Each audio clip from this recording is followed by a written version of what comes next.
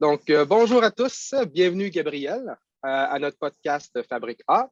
Notre invité de cette édition, donc Gabriel Plassa, avec qui on va parler de l'approche agile pour booster la mobilité de demain. Donc, on va parler de mobilité, on va parler d'approche agile, et vous allez voir que c'est possible de parler d'approche agile, même si on parle avec un ingénieur. Et on va voir comment ça peut être possible.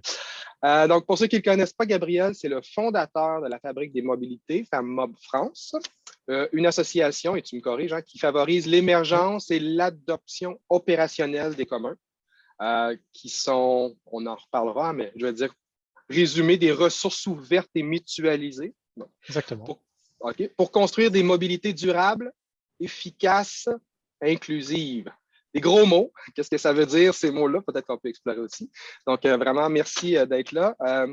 Est-ce que tu veux dire un petit mot pour introduire un peu qui tu es et si ce sujet-là, ce que j'ai parlé, semble intéressant à tes oreilles? Merci Sylvain pour l'introduction. Non, c'est tout à fait ça. La fabrique, c'est tout à fait ça. Les communs aussi. Et l'objectif, voilà, c'est de développer cette culture des communs dans le domaine de la mobilité. Et l'origine, en fait, de ça, ça part du constat que le numérique se développe. On est dans un monde numérique. Ça, c'est le premier point. Deuxième point, on a une multitude d'acteurs qui travaillent, collaborent dans la mobilité. Et le troisième point, c'est que ce sont des acteurs hétérogènes, c'est-à-dire que ce sont des acteurs différents, ils n'ont pas la même culture entre un grand groupe industriel, une start-up, une collectivité, une agence ou un laboratoire de recherche. Chaque entité a une façon de penser le sujet, a une temporalité aussi. Une start-up, elle a une temporalité très courte, il faut aller très vite. Une collectivité, elle est immortelle, donc pour elle, le temps n'a pas d'importance. Ce n'est pas les mêmes pressions qui viennent toucher les projets.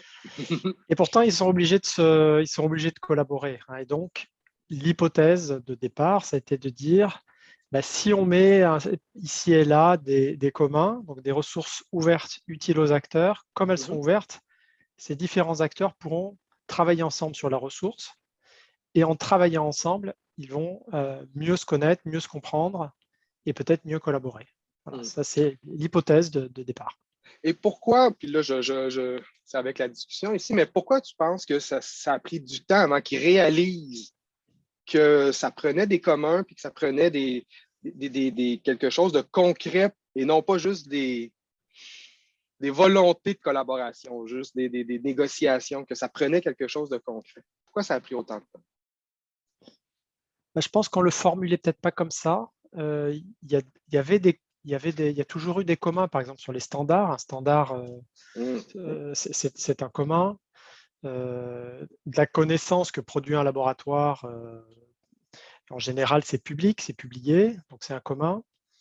Donc, il y a quand même eu cette idée depuis toujours de produire des ressources, sauf que là, on va vraiment insister sur le fait que ce qui est produit, ça doit être utilisable par d'autres. Donc, ça doit être bien documenté, ça doit être quasiment autonome.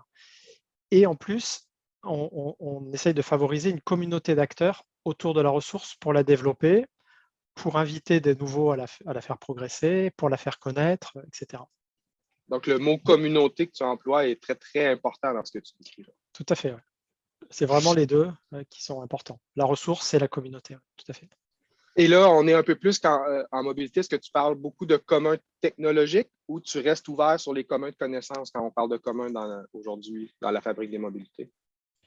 Non, tu as raison. Il y a effectivement de la connaissance, l'open data, bien sûr, ça c'est, mais aussi la façon dont on décrit des données, le schéma, c'est-à-dire le format des données, c'est-à-dire comment on décrit une aire de covoiturage, par exemple, les paramètres qu'il faut pour la décrire.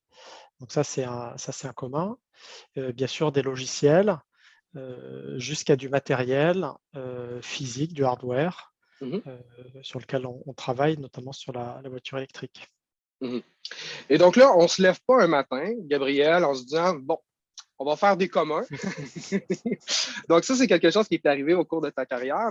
Et donc, j'aimerais ça savoir un peu ça part de où, puis comment on tombe en amour avec ce genre de sujet-là, parce que souvent, on essaie d'intéresser les jeunes à des sujets complexes de société. Ça prend du temps à s'intéresser à ce genre de sujet-là. J'ai l'impression que ça prend, ou un contexte, ça prend des gens qui t'entourent pour t'expliquer les enjeux. C'est pas si simple. Donc, comment on arrive à rentrer dans ce sujet de complexité, de s'intéresser à ces grands enjeux? Alors, je vais raconter un peu mon parcours pour en arriver là. Effectivement, je me suis pas réveillé comme ça un matin. Et au contraire, pour répondre à la deuxième question, les communs, c'est aussi un moyen d'avancer pas à pas. C'est-à-dire, la mobilité, c'est plein de problèmes à résoudre. Ça peut sembler insurmontable. Eh ben, on va décider d'avancer pas à pas, de faire progresser le covoiturage, le trottoir, l'espace public. Et vraiment, on découpe le problème en petits problèmes. Et dans ce petit problème, on regarde, OK, là-dessus, qu'est-ce qu'on peut faire ensemble qui est non compétitif et qui intéresse tous les acteurs. Et donc, ça permet voilà, aussi de progresser tranquillement, pas à pas. Alors, l'origine en fait de la réflexion, donc moi j'ai une formation d'ingénieur mécanique, motoriste, donc je suis vraiment quelqu'un qui vient des sciences, si on peut dire, traditionnelles. Ça a été le constat que j'ai posé au début, grand nombre d'acteurs, hétérogènes, cultures différentes, comment on les fait mieux travailler ensemble. Et donc, du coup, je me suis intéressé et j'ai rencontré des gens qui travaillent sur l'intelligence collective. Plusieurs personnes, notamment Pierre Lévy, qui est canadien. On le salue. Voilà, que je salue. Et donc, ces gens-là, en fait, c'est un sujet de recherche, l'intelligence collective, hein, comment des collectifs sont plus ou moins performants, s'organisent plus ou moins bien. Donc, il y a des modes d'organisation, il y a différents modes d'organisation. Une entreprise, c'est une structure en général pyramidale. Une équipe de foot, par exemple, ou un orchestre de jazz, par exemple, ce sont d'autres modes d'organisation. Il n'y a pas de chef, il n'y a pas de commandement. Il y a des équipes entraînées qui s'auto-adaptent en temps réel et les personnes qui travaillent là-dessus ont créé le concept d'objet lien. Donc, l'objet lien, c'est le ballon de foot. C'est la partition. C'est-à-dire que si tu l'enlèves, tout s'arrête et le ballon de foot permet au collectif de se coordonner tout seul. Et les joueurs savent exactement, en fonction de la position des autres et du ballon, ce qu'ils doivent faire. Donc, en agilité, on pourrait parler d'un product backlog. Je dis ça, je dis rien. Mais ça, voilà. C'est un commun rassembleur, comme un ballon. C'est ça. Et donc, ma question a été, OK, qu'est-ce que devient l'objet lien dans un secteur industriel? Quel pourrait être cet objet lien? Et du coup, on en arrive à des ressources utiles et autonomes, c'est-à-dire utiles aux acteurs. Ils ont intérêt à ce qu'elle existe et qu'elle progresse, ça leur présente un intérêt. Autonomes, ils peuvent s'en emparer, faire des choses avec par leurs propres moyens, et également avec les autres, commencer à l'utiliser. Et donc, c'est ça le point de départ. Je suis arrivé par là au commun. Alors, après, j'ai découvert a posteriori qu'il y a beaucoup de travail théorique sur les communs, la théorie des communs, etc. Mais moi, je ne suis pas arrivé par ce biais-là, en fait, au sujet. C'est parti de la problématique, en fait. Tu as vu que les acteurs avaient de la difficulté. Donc, de cette problématique-là, tu as dit comment on peut arriver. Et là, tu as cherché, elle est où la valeur, en fait? Tout de suite, le win-win-win. Exactement. Et est-ce que ça a pris du temps à trouver ou tu as fait tes intuitions, ton expérience, ça fait que très rapidement, tu en es arrivé là ou tu as fait plusieurs essais puis tu as dit, j'ai l'impression que ça ici, c'est vers là que je dois aller? Après, j'avais un terrain en fait où je connaissais pas mal de monde dans la mobilité, justement différents types d'acteurs, et donc j'ai testé en fait cette idée auprès d'eux. Et d'ailleurs, la première, c'était plutôt un échec, c'est-à-dire qu'au départ, c'était une vision globale en fait, et donc qu'est-ce que vous pourriez mutualiser, ouvrir, etc. Bon. Et en fait, il faut descendre il faut découper en petits problèmes Et là, on arrive à faire des choses dans des défis bien précis, avec des communautés bien précises, de taille plus réduite. Là, on arrive à avancer. Et donc, de cette expérience, maintenant, j'en ai un peu extrait une méthode qu'on a répliquée à l'ADEME et on a lancé le premier appel à commun que lance cette agence publique. Et on l'a fait sur un temps beaucoup plus court que tout le temps qu'il a fallu dans la Fabrique des mobilités pour expliquer, convaincre, avancer, faire un premier truc qui m'a pris un temps très long. La politique, l'évangélisation, etc., qui prend Voilà. énormément d'énergie. Donc, oui, tout à fait. Et donc là, on a réussi à raccourcir tout ça. Donc, on progresse sur la méthode aussi pour installer dans un écosystème. Donc là, je teste dans celui de la résilience des territoires, sur le sujet de la résilience, de trouver des communs de la résilience. Et la méthode qu'on a, elle est beaucoup plus rapide et elle produit des choses intéressantes. Commun de la résilience. Tu n'auras pas le choix de m'expliquer un peu qu'est-ce que ça veut dire. Les ressources utiles aux acteurs qui travaillent dans le domaine de la résilience des territoires. Donc la résilience, c'est la capacité d'un territoire à se remettre d'aplomb après un stress.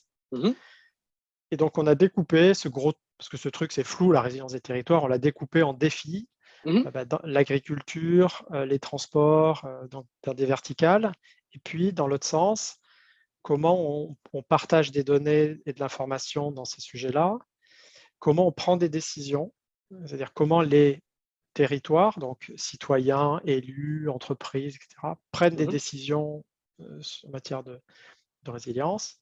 Le sujet de la comptabilité aussi, comptabilité dans des sujets de la résilience, voilà, donc des défis transversaux. Et on propose aux acteurs deux choses. On leur dit déposez votre projet de commun, donc par exemple un logiciel pour mieux décider. Par contre, on vous impose la licence, c'est-à-dire qu'on ne finance que des licences ouvertes.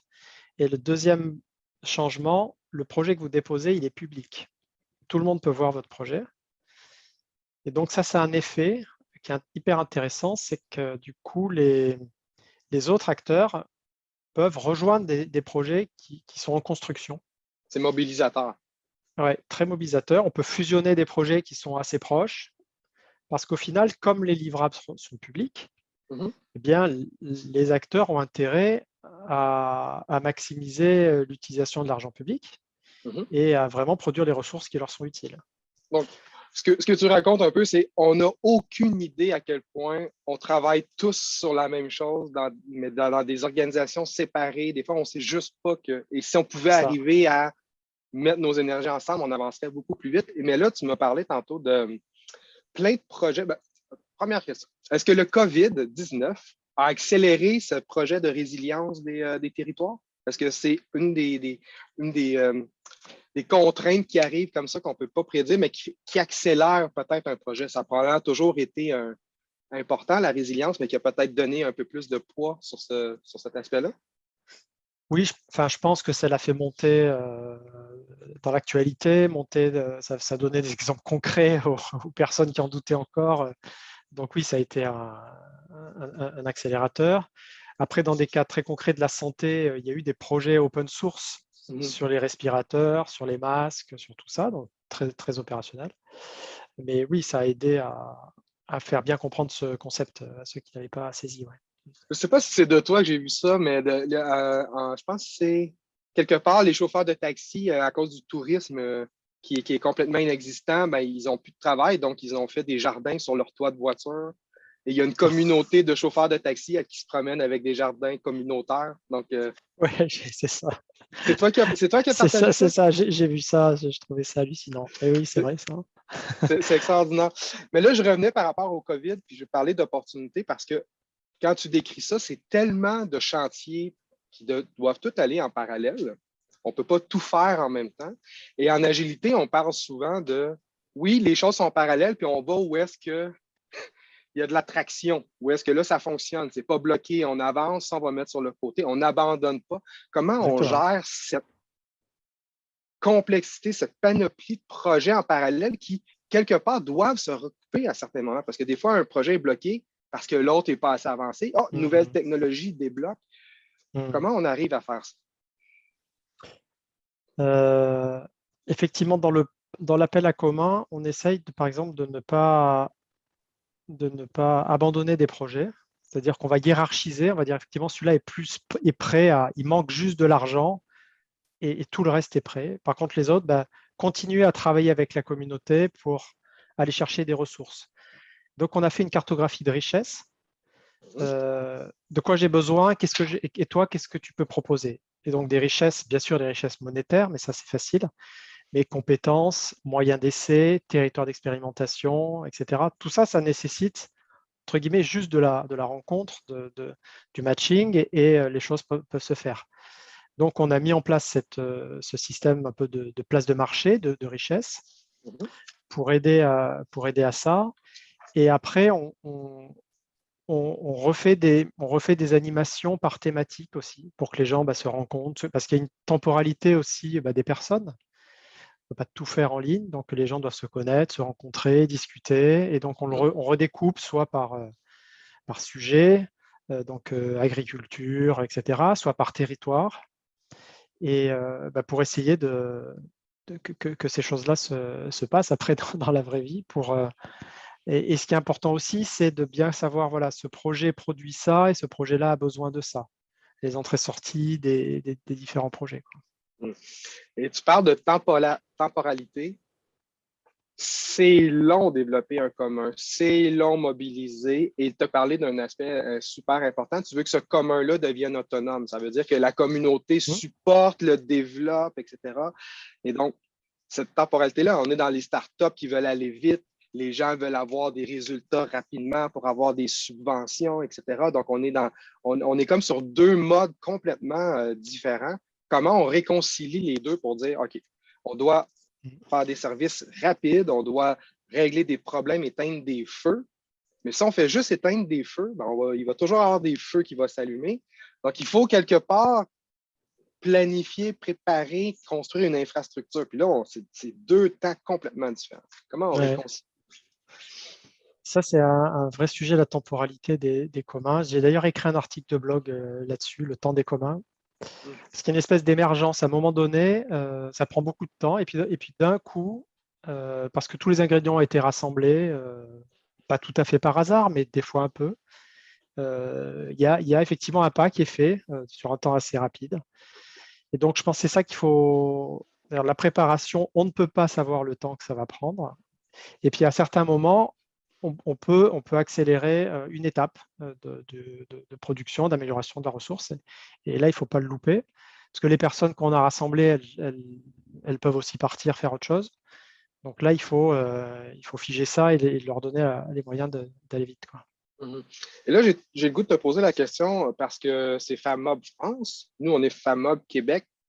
Tout ce que tu dis, tu parles de territoire, est-ce que ça se transpose partout dans le monde, ces concepts-là, ou tu as vu des différences importantes sur les différents territoires qui fait que tu as réalisé, OK, ça va marcher ici, mais pour une raison, ça ne marche pas dans tel autre contexte. Est-ce que ça, tu as découvert de ce genre de choses-là? J'explore ça. Je pense que ça.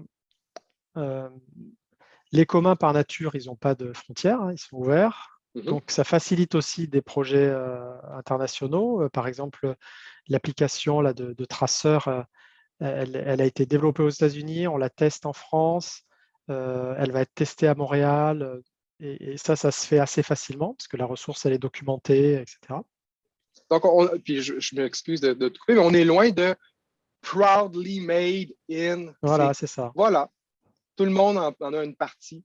Et puis, on n'a pas pris du temps à faire un gros projet international, etc. Ça s'est fait, en fait, par besoin de certains et oui, la ressource, elle est là. Je peux t'aider à répondre à des questions et vas-y.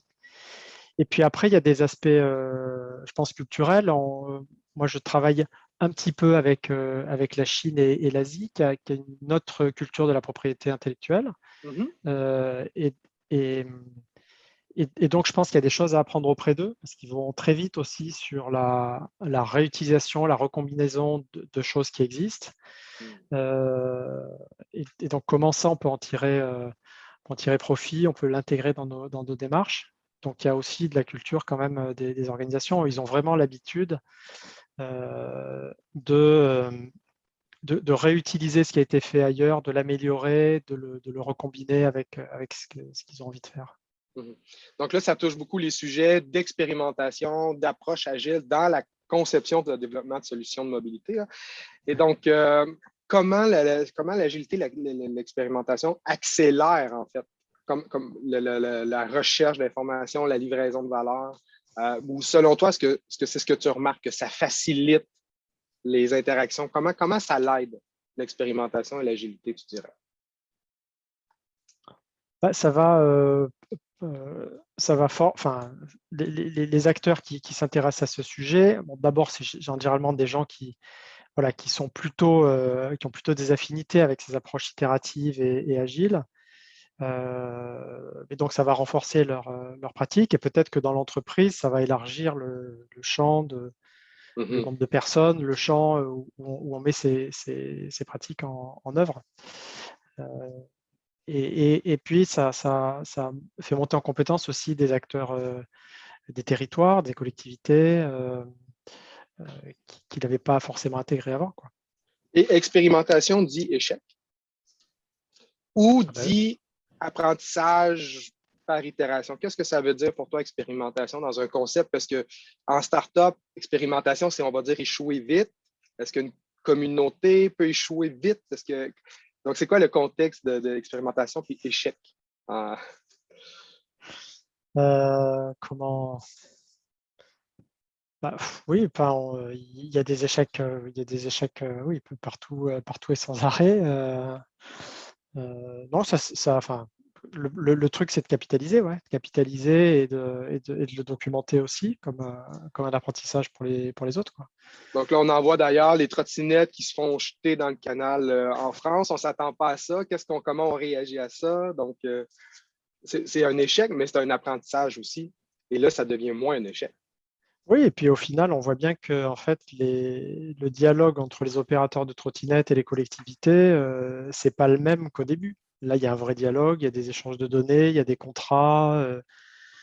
Et en fait, au final, tout ça descend dans le logiciel de la trottinette, hein, qui va réduire sa vitesse à tel endroit. On ne pourra pas la garer à tel endroit. Mm-hmm. Donc ça, c'est bien le signe que tout ça, c'est des apprentissages qui ont eu lieu et on l'intègre. Est-ce que tu dirais que justement, les communs, la fabrique des mobilités, c'est quelque chose de plus organique qui se développe plus par rapport donc voilà, organique et les projets gouvernementaux, c'est plus subventionné, c'est plus des objectifs, des missions, des visions, etc. Oui, c'est ça. C'est organique, donc c'est lié à des opportunités de partenariat, des ressources disponibles qui existent déjà. Par exemple, on a un des projets où on utilise un logiciel de reconnaissance d'images dans les flux vidéo. Mm-hmm. Bon, ce logiciel, il existe et on s'est dit, on va le mettre dans des caméras de surveillance pour compter des vélos et des voitures. Donc, c'est une opportunité parce que la ressource, elle existait. Donc, oui, c'est vraiment lié à des opportunités qui émergent, quoi. Et là, petite question challenge par rapport aux ressources, parce que quand on fait des communs, on a besoin de données, on a besoin des données des citoyens, on a besoin de... Et les gens, souvent, hésitent, par exemple, à nous donner leurs données, mais ils vont les donner à Google, ils vont les donner à Facebook. Ces données-là ne sont pas privées en tant que telles, mais il y a comme une peur de les mettre quand les gens les demandent avec honnêteté. Est-ce que tu as remarqué ça? Est-ce que pour toi, c'est mind-boggling? Est-ce que je ne comprends pas pourquoi ça arrive? Alors, là-dessus, on a un des gros projets de la fabrique qui est le compte mobilité, Mm-hmm.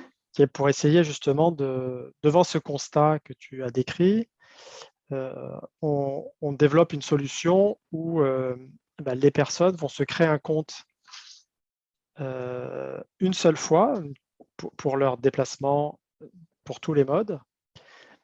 Et ce compte-là, il sera géré par un acteur public, neutre, et il va permettre à chaque citoyen de récupérer ses données de mobilité Mm-hmm.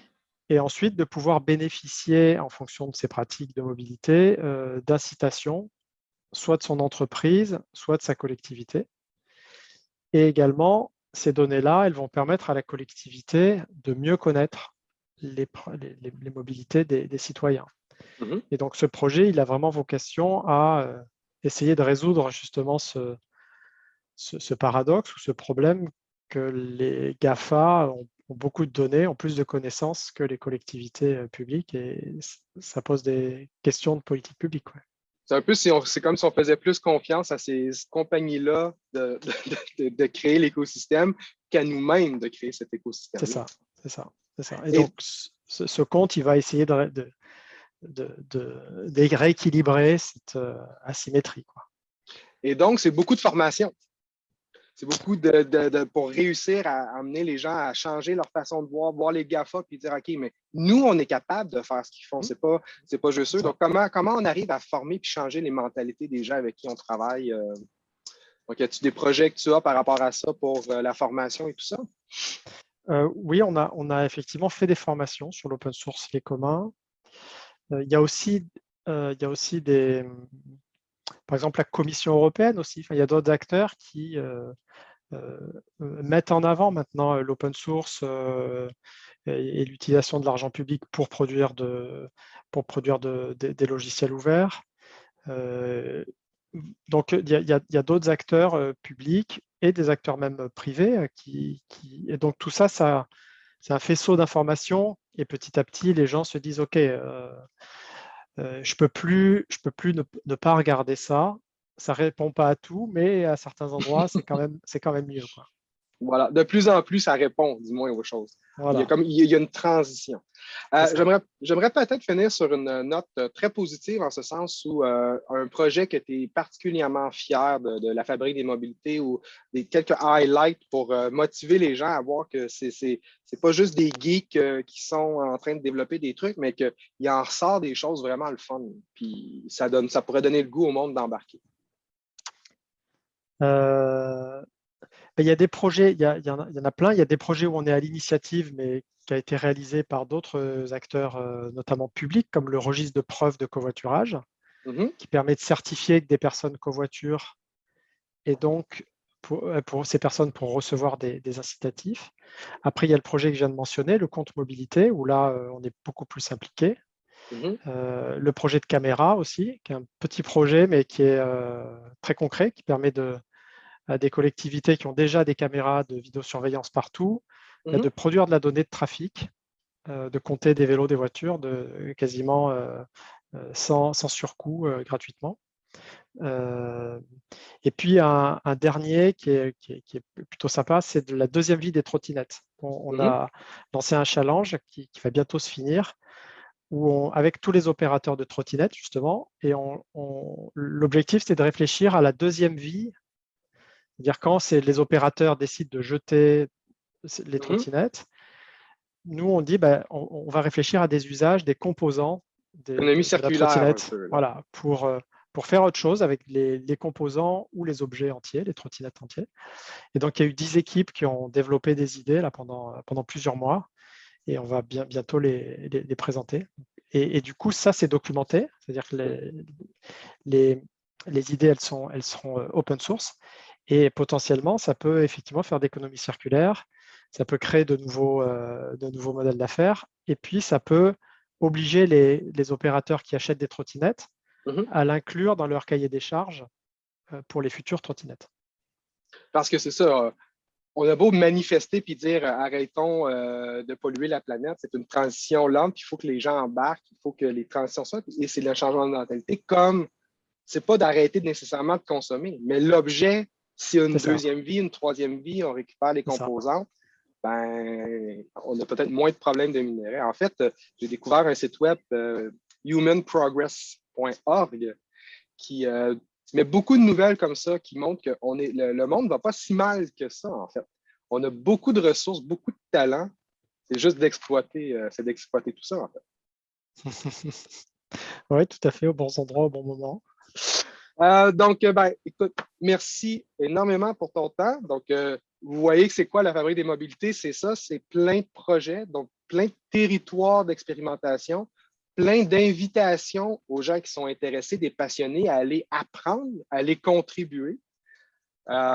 Puis des fois, en commun, on a l'impression que c'est gratuit puis qu'on fait ça, mais en réalité, je donne un exemple comme ça, mais GitHub, il y a beaucoup de gens qui mettent leur code là, qui devient un commun, ils viennent à avoir une renommée, un statut, ça leur donne accès à plein de projets. Donc, au-delà de juste aider, vous vous aidez vous-même quand vous êtes contributeur parce que tu souris parce que tu es d'accord avec cette affirmation-là? Oui, tout à fait, ouais, bien sûr. Ça montre la compétence de la personne, elle est visible, elle est concrète, tout le monde peut la voir, oui, tout à fait. Alors, on n'est plus dans le parler, on est dans le faire, donc on montre en fait. Voilà. Donc, si on veut rejoindre ces projets-là, dans le fond, c'est sur le site web de la fabrique. Est-ce que tu veux nommer le site rapidement ou les mots-clés pour le retrouver? Lafabriquedesmobilités.fr. Et puis après, vous avez aussi un wiki, donc wiki.lafabriquedesmobilités.fr, un forum, pareil, pour discuter de tous ces sujets-là. Et aussi, on est sur bien sûr les réseaux sociaux, LinkedIn et Twitter. Alors, l'invitation est lancée. Merci d'avoir participé et partagé ton expérience et cette compréhension de la complexité. Je te laisse peut-être le mot de la fin en une phrase, un mot. Non, moi, je suis ravi qu'au Québec, on se soit saisi de cette idée-là et que vous ayez lancé plein de projets. Donc, ça nous rapporte aussi plein d'idées. Donc, merci beaucoup. Voilà, donc à ceux qui nous écoutent, rendez-vous dans une prochaine édition et merci d'avoir été là.